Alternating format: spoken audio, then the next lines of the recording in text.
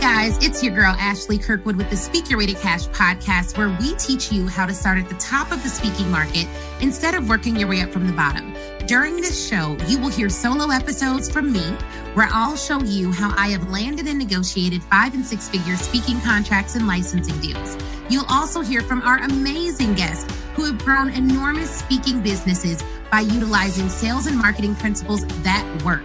If you want to grow your speaking business, listen to this podcast, and then afterwards, head on over to ashleynicolekirkwood.shop and grab my book, Speak Your Way to Cash, How to Start at the Top of the Speaking Market instead of working your way up from the bottom. Ready to dive in? Let's go. Hey, it's your girl, Ashley Kirkwood. Today, we are doing a rerun episode of one of our favorite Speak Your Way to Cash podcast interviews. I know you're going to get crazy value out of this. So go ahead, listen in, and leave us a review on Apple Podcasts. Let's get into this interview. Today, I have with me Stefi Baker, and so we're super excited to speak to her about her company, her business, as well as how she wants speaking to play a larger role in that business. So welcome to the podcast. Hi, Ashley. Thank you. I'm delighted to be here. Definitely. Tell us a little bit about the company that you run now and how you'd like speaking to play a role in that, and if it already plays a role. Sure. I've been working with high net worth families and individuals for over 10 years now. And I just do some consulting work. My company doesn't have a formal name. Up to this point, it has not.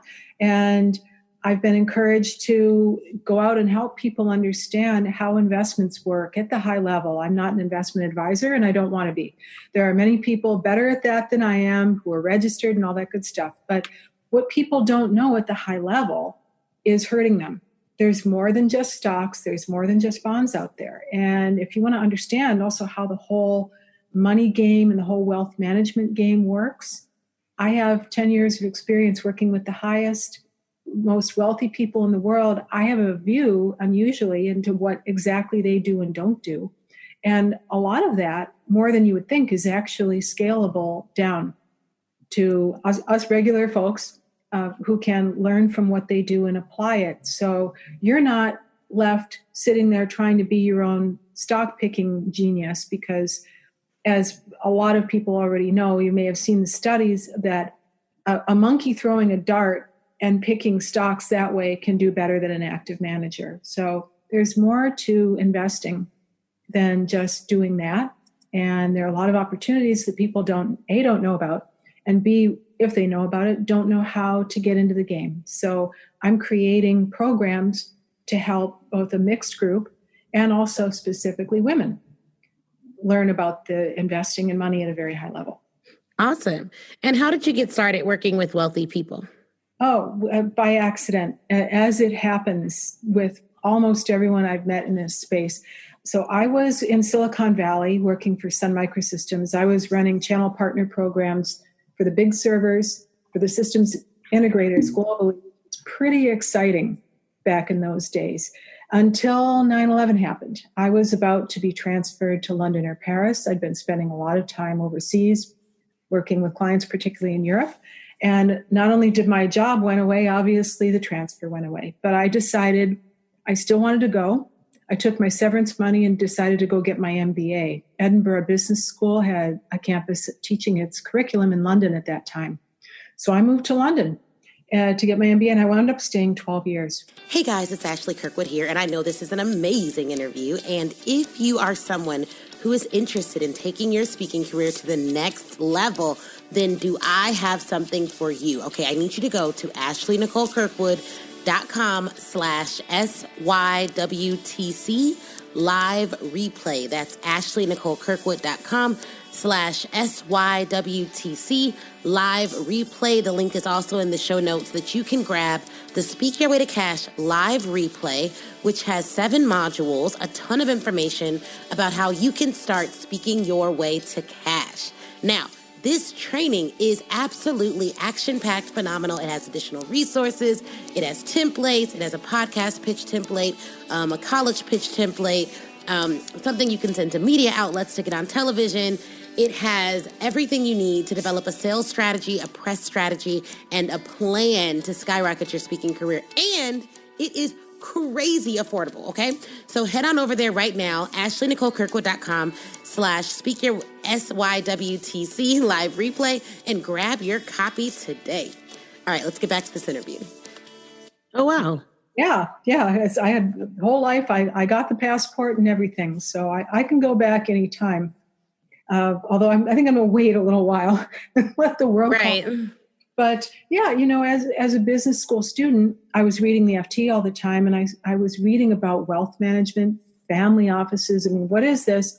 A lot of people hear this and think, oh, is that an office in your house? No, it's just an investment entity, a corporation that handles the investments and sometimes the personal lives of very wealthy people and families.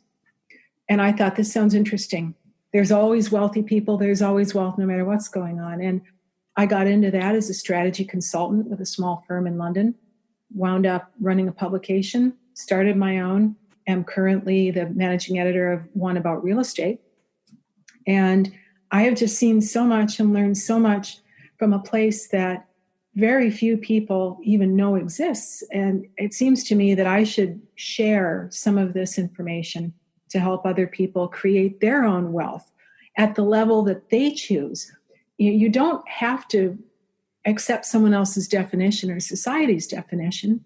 You can decide. For example, I used to have someone working for me in England. She and her husband decided that they could live their absolute perfect grand life on 120,000 pounds a year. That they lived in rural England. That was going to get them paradise. Great. You don't have to aspire to have gazillions. It's okay if that's not you. You decide, and then you make your plan, but then you have to understand what's going on. So that's kind of how I got into it. And it's just mushroomed. I'm still doing publications, and I'm writing a book right now. And we'll, off the back of that, I'd like to go give speeches, which we'll talk about in a minute. Awesome. Okay, great. So then we'll definitely talk about your speaking career and the book that you have coming out. Mm-hmm. But if you were to choose 3 things that you know from your 10 years working with wealthy people that most would be surprised by, what would be those 3 things? Ooh, Ashley, that is an amazingly good question. And the answer to that would be probably number 1, that there is, like I have alluded to already, there is a lot more than stocks and bonds out there to choose from that will get you better returns with, interestingly, lower risk. People don't understand that. They just don't know, and no one's going to teach you about it. Secondly, I would say, I'll say what I know that everyone's heard, and then I'll try to give the twist on it. So we've all heard money doesn't buy happiness. Mm-hmm. That's very true. Now, money certainly greases the skids. Not going to lie, money's great. Having more money is great, but it is not a piece of cake life. When you have a lot of money, it takes away a certain level of concerns. Like, you're not worried about paying your mortgage. That's true. But it's a lot more complicated than people realize. And you cannot buy the other. Money's one kind of wealth, but you can't buy the other things that make total wealth. I've met people that, honestly, they may have $1 million in the bank, but they've got a penny in their hearts. Mm-hmm. They worked. They've been divorced a bunch of times. They don't see their kids. That's not wealth. That's just money. And Bob Marley said, some people are so poor, all they have is money. Mm-hmm. And that may sound a little crazy, but it's really true. Third thing, things that people don't realize, how much wealthy people care about others. I think, and they pay taxes, and they do a lot of things to create jobs. They're philanthropic. They do a lot of things, and kicking people for having a lot of money. Don't we all aspire to that? Don't do that. Learn from them. I'd say those are the 3 things that come to mind. Nice. Those are really good. And so in terms of your speaking topics, then, who would be your ideal speaking?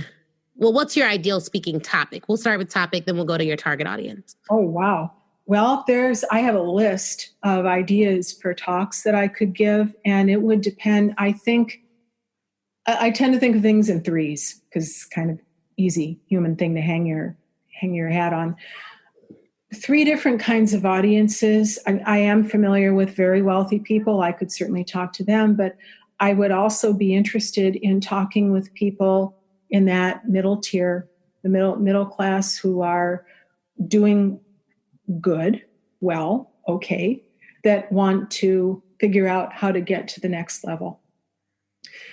Mixed audiences, people that it doesn't matter if maybe you're already investing or if you really haven't dipped a toe in, or maybe you've just only done mutual funds and you don't know what to do.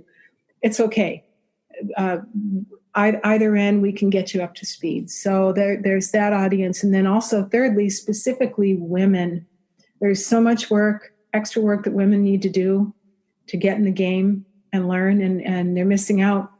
And I think you talk to women in a specific way, and I think a lot of times women appreciate being in a predominantly female environment. Nice. And what's the goal of your speaking? Is it so that, are you trying to do speaking engagements in order to build a pipeline of clients for your business, or are you trying to make speaking an independent income stream for yourself and your business? Oh, that is an interesting question. I think that it's more the case of it's integrated for my business. My goal when I stand up there is to entertain, educate, illuminate, inspire. I want to get people thinking about something that they've not thought about before and leave thinking, whether it's calling me to talk to me or doing something else, I'd like to inspire them to take some action step within 24 hours of hearing me speak that takes them closer to their financial goals, whatever that is. So that's the goal. As far as speaking as an income stream or doing that, I spend a lot of time lately thinking about, well, what do I want my lifestyle to be like? And I really love my husband. I really love my rescue kitties, got 4 of them. And I've traveled a lot in my life. I would not like to be 50% on the road or more. I really value my time at home. So I think if I'm launching a book or if I'm launching something, okay, fair enough. If I have to take 12 months and I've got to be out there, I'll be out there. But I think it's more for me, it's a part of the business, not the primary business. Okay. And you're in Baltimore? I'm in Baltimore presently. We plan to move to Salt Lake later in the year. Oh, okay. Okay. Yeah. So if it were up to you, how many engagements would you do a year? Ooh, I hadn't thought about that. I think I would think somewhere in the number of 20 to 40 would be good enough for me. But they'd be local or virtual, so you don't have to travel as much? Predominantly, yeah. I'm willing to travel. And I would get on a plane for the right audience, for the right gig. I would go wherever I needed to go. I just don't want to do it all day, every day for a month. Right. So typically what I ask people to think about is, because in order to shape the career that you want for speaking, you have to kind of you have to do it backwards. Yes. So as you know, as someone who helps people with wealth management, you have to have a plan that determines what's the financial goal here. Mm-hmm. Speakers can either make money directly from speaking, so they're getting $5,000 to $10,000 per engagement, mm-hmm. Or they can go to speak to an ideal audience who'd be perfect for their company. So they're great to fill the pipeline. And whatever your packages are, your goal is to go to an engagement with 100 ideal clients and convert 5%, which is another way to think of your speaking career. Okay. So when you think of it numerically, those are kind of the 2 avenues that we use to shape a plan. Mm-hmm. Are we thinking about this in terms of, I want to get paid to speak, and as long as I get my check before I get on stage, I'm fine? Or are we thinking about this in terms of how do we get money by speaking for free possibly, but the audience is very well qualified? So of those 2 things, which do you think you are more in line with? I think definitely number 2, Ashley. Okay. So like the ideal audience route. Yeah, that's more my bag. And one thing I will share with you is my dream gig, speaking at Davos. Nice. Hey, why not? Someone asked me, right? Why not? Yeah. So in terms of your business, what packages do you sell to clients? What are the levels at which clients can work with you? I'm putting that together now. I'm getting some very good assistance with that. And what I'll be doing is probably a 3-tiered thing. There'll be a group. The first two will probably be group, and then there will be one-on-one. And I think a lot of that will be delivered virtually, although I am a great fan of there is no substitute at some point of getting together. Right. And I mean, in the current state, we just don't know when that'll be, but that's going to be, but it won't be forever. We know we're going to get through this at some stage, but I would love to create like a once a year conference, and that any of my students or prospects can come to. And then I would love to, especially with my higher level, small group of people who are really seriously interested in becoming their own CFO, where we go meet, together in person, at least maybe 4 times a year in various cities. And maybe one of those is a nice spa kind of a thing where we could also do a little relaxation as well as learning.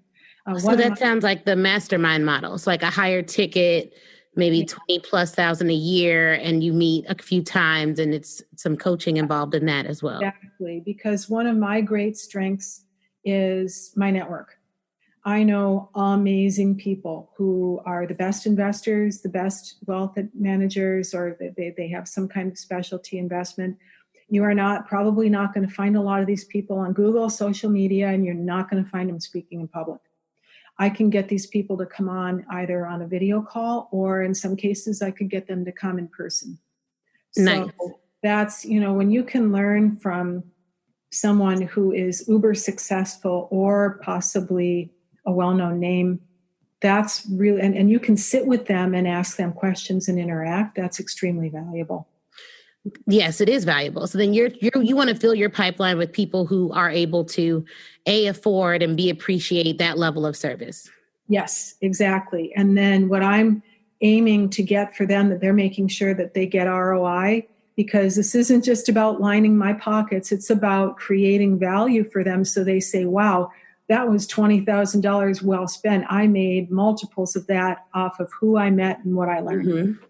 And so what would be the average income of your ideal audience, the person who'd be in the top tier of one of these programs? Wow. Top tier are probably going to be people with net worth of $1 million plus, or earning at least $100,000 a year, probably more than that at that level. Actually, I'm probably looking at accredited investor level, which is $200,000 a year as an individual or $300,000 as a couple.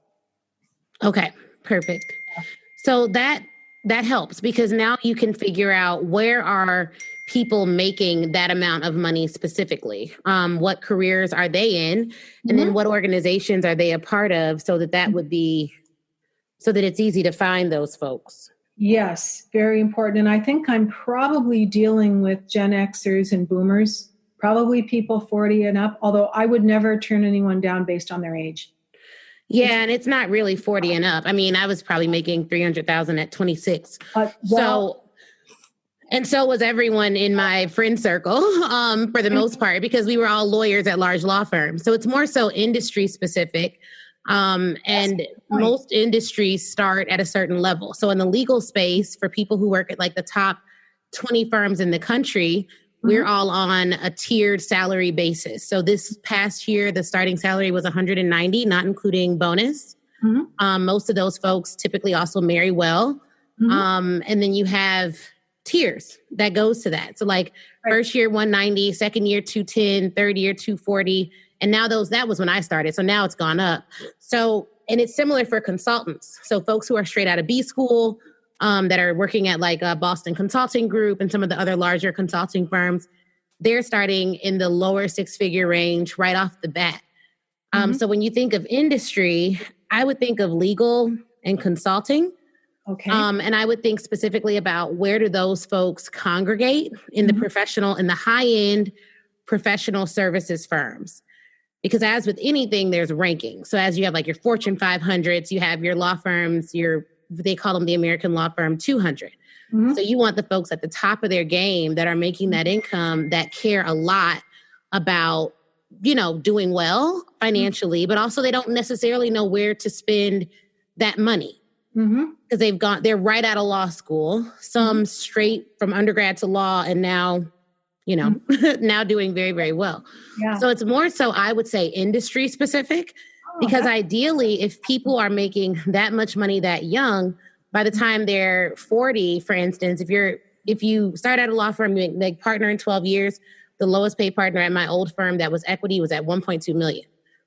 So they're still pretty young making that type of money. So the hardest thing for me, I would think, would be folks who are like 50 and only making $100,000, because it's hard for that to go up significantly, although they may have saved really well. Yeah. Yeah, that's right. What an eye-opener. Thank you. You're absolutely right. Yeah, and at that age, if I could get people at that age in those industries and help them, the impact on their lifestyle for themselves and their family and what the causes they care about, how much more money they could make in those 10 years if they knew what they were doing and who to go to and what not to do, that just blows me away. How much I could help people rather than figuring it out at 40 and having spent all that time blowing the money on stuff and not knowing that they had other investment options that could make them more money. Also, there are investments of passion that people really get not just money on, but return on life, so to speak, like wine investing, whiskey investing. These things are real. You make real money on doing this stuff. And definitely because they so enjoy the wine and the whiskey. I've been to some wine auctions and met people that do this. What a great group of people. You make new friends and you get such an appreciation for the product and the people making it. It's just so cool. And I'd love to get people knowing about that way before they've blown all the money doing something else. Definitely. So what I would say is, because the goal is to really get them in this pipeline of where you can really help them make a huge difference in their finances, I would choose a target based on industry and then subcategories like the elite of the elite within that industry. Right. And if you decide to do professional services, you have lawyers, accountants, and consultants, and bankers, people in the finance industry as well. Yeah. But what you'd probably want to do some research on is figuring out, so at the accountant level, you may be targeting only the partners of the accounting firm. So like women partners of accounting firms. Right. At the law level, you could just target the largest firm. So it's not necessarily an age differentiator or seniority, but you're just targeting large firms because you can Google their salary. It's going to be all on the internet. Absolutely. Well, and then consultants are similarly. Yeah. And those people are also easy to find. Right. Their emails are public. The firm name is public. Right. The events that they go to is public. So there's a lot of lawyers and law events. There's also an association of the National Association of Women Law Firm Owners. And so there's a whole group of women who own law firms in their own category who are probably not only thinking, how do I, get my wealth together personally, but how do I also help the next generation, or how do I ensure that my employees are getting the knowledge that they need? So after you figure out your target, which it sounds like it may be the professional services folks, after that, you want to figure out where they congregate so you can choose like the largest events that will get you in front of these individuals. Yes. And then develop topics to speak on that are relevant to them.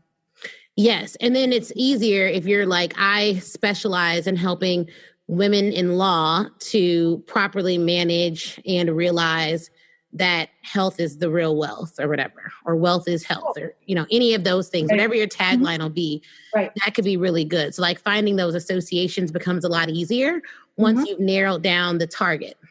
Yes, absolutely. Because that's the mistake that a lot of people make, as you know, that I don't want to make is, well, I want to help everybody. No, you can't. If you're trying to help everybody, you're going to help nobody. Yeah. And it's interesting because after you narrow, you then will be asked to help a wide array of people because people will come to you.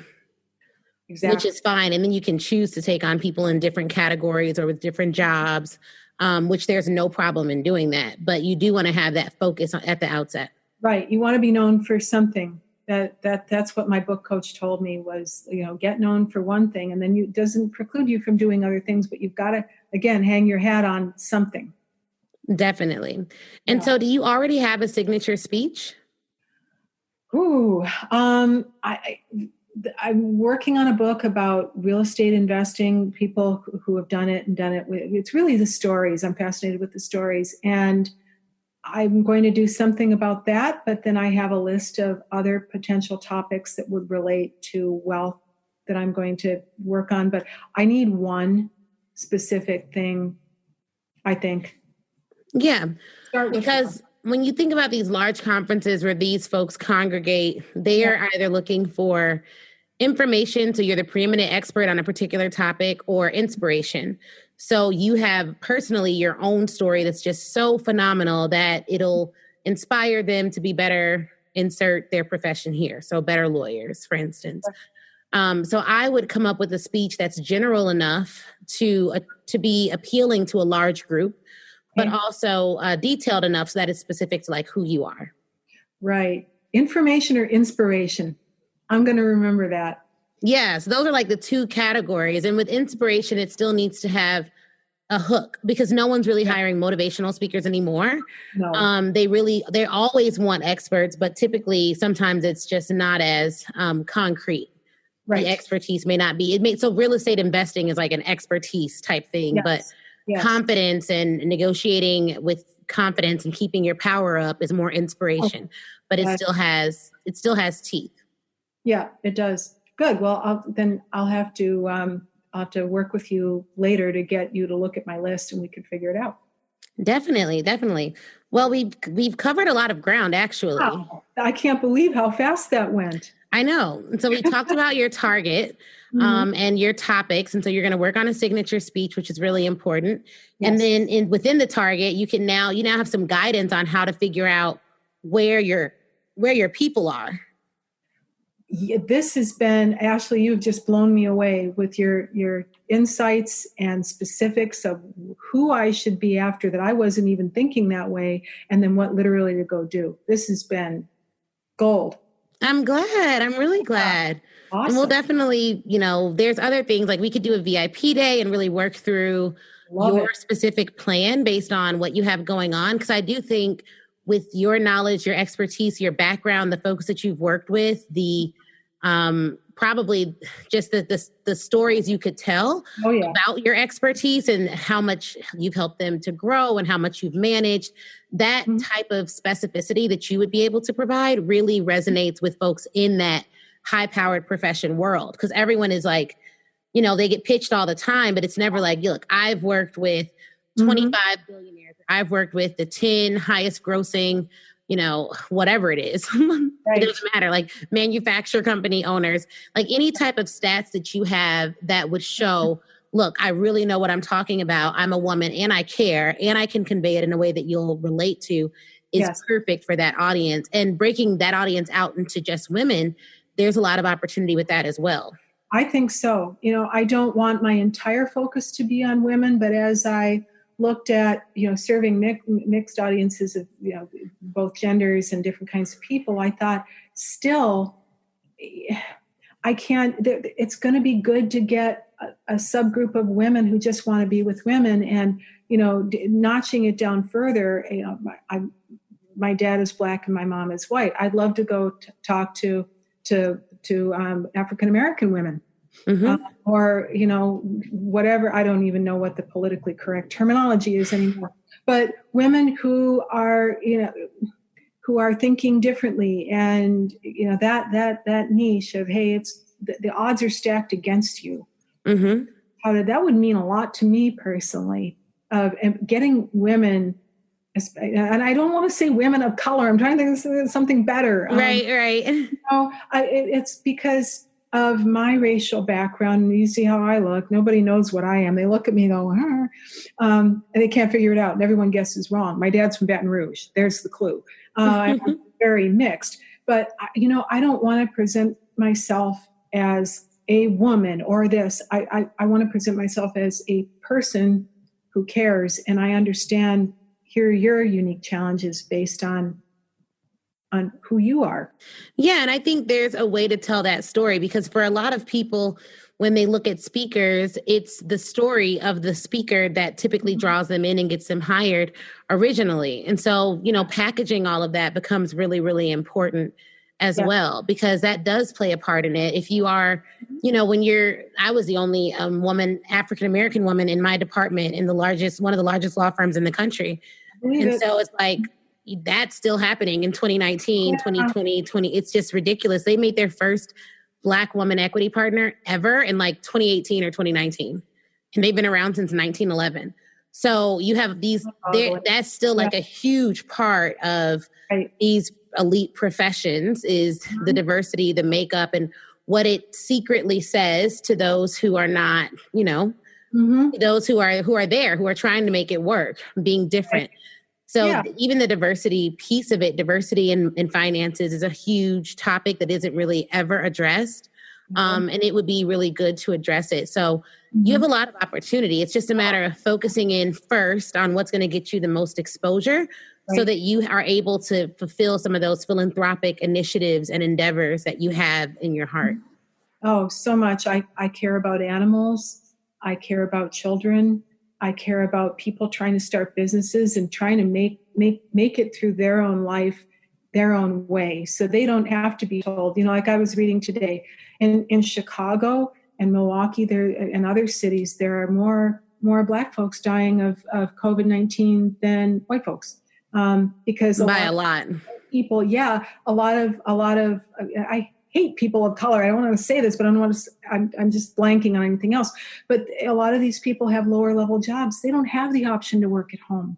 What could I do to empower more people to get their own thing going on or figure out something so they have options? And that I can tell you, and this is a positive message I want to share is, look, there is no gatekeeper standing at the gates of wealth going, who do you think you are? You can't come in here. Yeah, it's a veiled world, but knock and go in, and nobody's trying to stop you. Well, one of the things I talked to my dad about, because he's also a heavy investor, and my husband's gotten into it quite heavily as well, is that the stock market doesn't discriminate. You put your money in, you make that money back. If the stock does well, you make just as much as someone else. It's just relative to how many shares you own. Right. And it's just a matter of knowledge, like having the ability to know what to invest in, how to evaluate stocks. And my dad was the first person to tell me a lot of it is common sense. He's like, what are you using every day? And I told my father, this is the thing. I told my dad before COVID-19 happened, I was like, Dad, you need to invest in Zoom. Every business owner I know uses Zoom. Like all of us use Zoom. Everyone uses Zoom. My corporate clients, when they want to meet with me, we meet on Zoom. I'm like, invest in Zoom. Sure enough, he does not invest in Zoom. And now it's one of the only stocks that is seeing gains in this current market. I told my dad, I told my husband, I was like, why did we not invest in Zoom? However, we did invest in Netflix back when it was like a less than $100 share. So that was a huge win. So thank God for that. So they listened to me a little bit. But a lot of it is, what do you enjoy using? And then what companies are innovative and being empowered to know that I can understand the market was a big piece of me getting into the market. Confidence. It was the confidence for sure. Confidence thing. And then to me, it's C's. You've got to have the courage to say, I'm going to get in the game. Then you've got to get the confidence. So then you start rolling, I'm going to try this. I'm going to learn that. Then it's competence. Then you've got to learn. More of a level. And then it's community. You need peers like you, because when you start doing this, you can't just start talking, oh man, that stock was so amazing. To people who don't do it, they're like, they don't know what to talk about. And B, they're going to be jealous. You go up the ladder, the fewer, or the higher, the fewer. It's really important that you get a peer group that understands you. So you don't feel bad, guilty, wrong for having more. There's nothing wrong with having more. Well, that may be your signature speech, because you said confidence, competence, and community. Those are some good points to a good signature speech, because that really is the foundation of where a lot of folks' fear of financial success comes from. Even being an entrepreneur, I mean, it's just, it's phenomenal for me. I love it. I absolutely love it. Just today, I've talked to 4 business owners and helped them figure out how to revive their trademarks or how to, handle lawsuits that they would have otherwise not known how to handle, that they were so overwhelmed by. And I've been able to just break it down in plain language, but it's not a guaranteed paycheck. So you have to have enough confidence and just peace to know, like when all this happened, I was like, well, we're going to figure this out. We're going to figure out what's going on. Let me take a minute and celebrate you. I found you through the Forbes article about you. I'm like, oh my God, this woman, she rocks. What it takes to walk away from that kind of salary and do this because you feel and and the impact you're making because you didn't sit there and choose to go up the little ladder and get collector and go sue these people and do the right. Phenomenal. It's what you will do. I mean, what you've just done for me in 30 minutes could change my life. Thank you so much. Serious. Everybody. I mean, you stuck your neck out, lady. Yeah. Yes, I definitely did. I mean, and it's been so rewarding. I've loved it. And my husband was just like, you don't because I just we had our baby shower virtually because everything got canceled. And so I got so many gifts from past clients and people who follow me online. And my husband's like, what you don't realize is you teach people how to make additional income for themselves. And that's what you've been doing since you've left your job. And there's so much power in empowering others to make money based on things that they've thought of with their mind or they've created with their hands. And that's why I really like your mission a lot, because it's very, very, very, very important that we know what to do with money, not just how to make it, but what to do with it. Because I feel like now I'm way richer than when I was working in corporate. And a part of it is just knowing more about how to invest it, what to invest in, how to shield my money when I need to legally, how to spend appropriately, how to hire. I mean, it's just so much more rewarding, but we don't always know. It's all information. Oh, well, and the great thing too is, and this is what you have to realize, and this is part of the confidence piece is, you know what? You might try something. And I haven't done this. I should have done this a long time ago. These ideas have been floating around my head for a couple of years. Well, what if I fail? There is no failure. You will learn. You win or you learn. And if you take what you learn and turn around and get back up and go after it, what I know doesn't work gets me to what does. So I can tell you when I worked in Silicon Valley in what I call the woohoo years, where you had .com after .com, you are actually more valuable and more employable if you work for a failed.com. Why? Because you knew what didn't work. That's a shortcut to what does. So you got it, and this is what, I've had to pull my courage up and my confidence of, wait a minute, I know so much, and I know all these amazing people. Why am I not? Well, what if nobody wants to? You don't even know, you haven't tried. Go. Yeah, you don't even know. And for all the speakers out there who are like, okay, how am I going to get engagements during this time? You can pitch virtual engagements. Not all companies are shut down. Not all companies are struggling. Not all people are struggling. And when a large portion of society is struggling, it can almost feel like everyone is. That's not the case. People are still buying services and products that will help them to transition because people know that things do get better and we will come out of this as a whole. So don't feel bad about continuously pitching and improving and doing what you need to do, as long as you're operating in integrity. If what you have will help people, there's no problem selling it at any time because it's going to help people. That's the whole point of it. It's a service, and for that service, you get paid. So keep that in mind. Like, everyone is not just at home twiddling their thumbs, trying to figure out how to pay the bills. Like, it's just not everyone's reality. It is some people's reality. Absolutely. And you do want to be conscious of that and supportive of that when you can, but don't stop your business because of what's going on. It's just not wise to do so because things will recover. Well, in fact, I'm going to be one of the stories of, I started in the middle of this. I mean, I foundered when all this nonsense started. I'm also a competitive figure skater. I had some major competitions coming up. When I found out they were canceled, the wind went out of my sails. I just moped around the house for a couple of weeks. And I thought, wait, you can keep doing this, or you can stand up and use all this time. I mean, I'm normally writing from home anyway and working from home anyway. What are you going to do? now is the time. So I'm going to be one of these people that gets up and going and moving. My goal is to finish my book by June 1st. My goal is to have a program created and launched by June 1st, or sooner, no later, before or on. Why not? I know also my husband, luckily we have not been affected. He's a very high level IT project manager.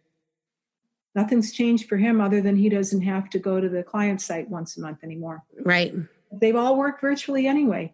And that project has to get done. It's mission critical to that company. And there are a lot of people like that, depending on the industry. And there are people also that are sitting here thinking, what am I going to do to raise my game? So no, there are, and also, you want to get prosperous. So then in times like this, when people need help, like I just had a friend text me, a very close friend who I've known for 25 years. She's having trouble making rent. I told her the other day, you tell me if you need anything. And she texted, she said, I hate to ask. I'm like, no, what do you need? You want to do well so you can turn around and be that help for people in need now. Definitely. 100%. That was so rewarding me to be able to send her a few $100s that was going to make all the difference in the world to her. Yeah. So much. That's motivational to me. Yeah. And that should be motivational to us all. Like, it's always better to be in a position to lend than to be in a position to need. And I'm always like, hey, if people are asking me for stuff, it's because they think I have it, and that's a good thing. So I would rather be in that position and be able to bless someone than have to be dependent. And it is what it is. I'm just, my prayer goes out to everyone who's been dramatically impacted by this. My husband's job, they've done a great job of budgeting, thank God. And so they've been like, no layoffs will be happening. No pay cuts will be happening. You'll just work from home. So we've just been working from home, and he's been doing so many projects around the house that have been put off forever. so that's been great. But yeah, like it's just a different time. But I do really, really appreciate speaking with you and hearing more about how you're going to impact the world. How can people stay in touch with you? Can they find you on LinkedIn, on Instagram? Where can they find you? Stefi Baker. I live in Baltimore. And you can also email me, Stefi@stefibaker.com. Awesome. Well, thank you so much, Stefi. I appreciate it. And thank you for listening to Speak Your Way to Cash. We'll be in touch. All right. Wasn't that interview amazing? If you're anything like me, you have pages full of notes. But here's the thing. Before you head out, I want you to go to Facebook.com and join the Speak Your Way to Cash Facebook group. That is where I am. That's where a ton of other speakers are, a ton of other people who listen to the show. We all congregate there and chat. And it's 100% free. Now, if you're ready to take your speaking career to the next level, I have 2 ways for you to do that. One, you can go to AshleyNicoleKirkwood.com/SYWTC live replay and pick up the live replay. That training is 7 modules, chock full of information. It's crazy. Go over there, read all about it. Or if you want a more personal experience, you already know that you want to be a speaker. You're ready to fully commit, and you want someone to walk you through it and save you tons of time Googling and doing it on your own, then book a VIP day with me. You can go to AshleyNicoleKirkwood.com, scroll down until you see the VIP day section, and get more information on that there. All right. Thank you guys again for watching. Please do not forget to leave us a review. That is how we keep this train rolling and get some of the best speakers in the world to get on this show. So please, please, please leave a review. Shoot me a message on Facebook or Instagram, and Facebook in the Speak Your Way to Cash group, Instagram at The Ashley Nicole Show. And I'd be more than happy to chat with you and say hi. All right, y'all have an awesome, awesome day.